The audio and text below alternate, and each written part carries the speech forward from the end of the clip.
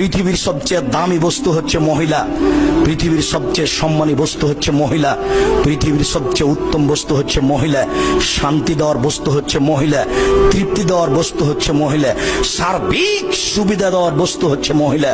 মহিলাই সারাদিন রান্না বান্না করার পরে কারেন্ট না থাকলে আপনাকে বাতাস পাখাতে এক হাতে বাতাস করে আর এক হাতে খাদ্য পানি আপনার মুখে তুলে দেয়। এ হলো মহিলা। মহিলাকে আপনি চিনেন? মাথায় গোবর আছে, এর জন্য আপনি তাকে চাকরি করতে পাঠিয়েছেন। ও চাকরি করতে যাবে কেন?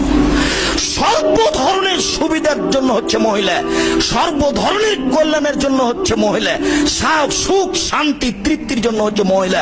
আল্লাহ তাআলা তাকে এই জন্যই সৃষ্টি করেছেন।